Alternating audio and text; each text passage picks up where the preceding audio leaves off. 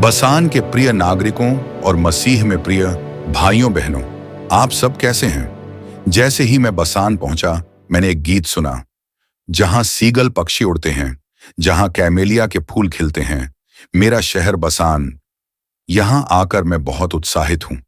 मैंने हजारों लोगों के सामने प्रचार किया है, रेडियो पर भी सुसमाचार सुनाया है, लेकिन जैसा मैं अभी महसूस कर रहा हूं, वैसा पहले कभी नहीं किया। किसी कारण से मेरा हृदय जोर जोर से धड़क रहा है, जैसे कोई व्यक्ति पहली बार प्रेम में पड़ा हो।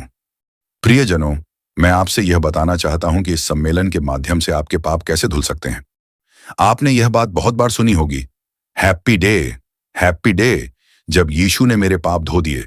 यदि तुम्हारे पाप लाल रंग के समान हों, तो भी वे हिम के समान उजले हो जाएंगे।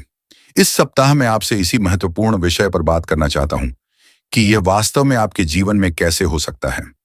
यह बहुत जरूरी है कि आप खुले मन से सुने। अब प्रश्न यह है, आप अपना हृदय कैसे खोल सकते हैं? बहुत समय पहले मैंने येचुन एयरफोर्स बेस में एक सम्मेलन किया था।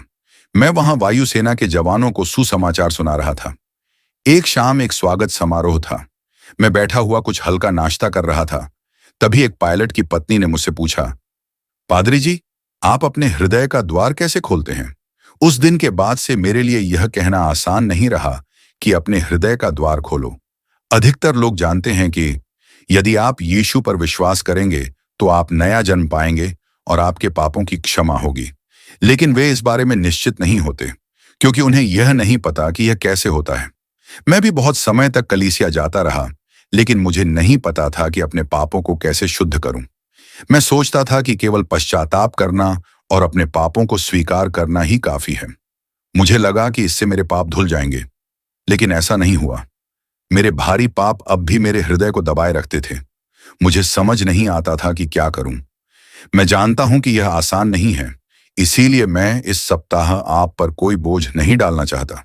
वास्तव में इस सप्ताह मैं आपसे बातचीत करना चाहता हूं। आप बहुत सारे हैं और मैं अकेला हूं, इसीलिए हम व्यक्तिगत रूप से बात नहीं कर सकते। लेकिन मैं चाहता हूं कि आप अपने दिल के प्रश्न मुझसे पूछें। मैं भी समय समय पर आपसे प्रश्न पूछूंगा। अगर आप जोर से उत्तर देंगे तो शोर हो जाएगा, इसलिए कृपया अपने दिल में ही उत्तर दें। मैं आपके दिल की आवाज नहीं सुन सकता, लेकिन आपके चेहरों को देखकर मैं आपके उत्तर समझ जाऊंगा। आज रात परमेश्वर के साथ हृदय से हृदय की बात करना आसान नहीं होगा। क्या हम परमेश्वर की आवाज सुन सकते हैं? इसीलिए बस अपने हृदय को खोल दीजिए। आइए हम बातचीत शुरू करें। अपने सारे प्रश्न सामने रखिए। आपके आध्यात्मिक जीवन की सारी परेशानियां, जो बातें आप नहीं समझते, कैसे आपके पाप धुल सकते हैं, कैसे आप नया जन्म पा सकते हैं और कैसे आप अपने हृदय की समस्याओं को सुलझा सकते हैं। कौन नहीं जानता कि प्रार्थना करना अच्छा है? कौन नहीं जानता कि बाइबल पढ़ना अच्छा है? कौन पाप इसलिए करता है क्योंकि उसे नहीं पता कि पाप बुरा है? कोई नहीं।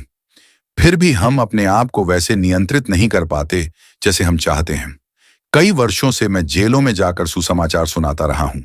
मैंने कभी कैदियों से यह नहीं कहा कि पाप मत करो, क्योंकि कोई भी व्यक्ति इसीलिए पाप नहीं करता कि उसे पता नहीं कि पाप बुरा है।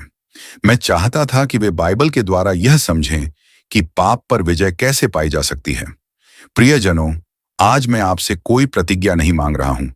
मैं आपसे कोई संकल्प नहीं चाहता। यदि आप आज रात केवल अपना हृदय खोल दें और परमेश्वर का वचन उसमें प्रवेश करे, यदि यीशु मसीह आपके हृदय में राज्य करें, तो आपको पाप से लड़ने की आवश्यकता नहीं होगी। आपको शराब छोड़ने या धूम्रपान छोड़ने की कोशिश नहीं करनी पड़ेगी। आपको चोरी न करने या गलत जीवन से बचने के लिए संघर्ष नहीं करना पड़ेगा। आपके भीतर रहने वाले यीशु मसीह आपके हृदय की पापी प्रकृति पर विजय दिलाएंगे। वह आपको आपके बुरे और अशुद्ध विचारों से, दूसरों के प्रति घृणा और नफरत से मुक्त करेंगे। इसीलिए मैं आज यहां आया हूं, ताकि मैं आपको यीशु मसीह से परिचित करा सकूं,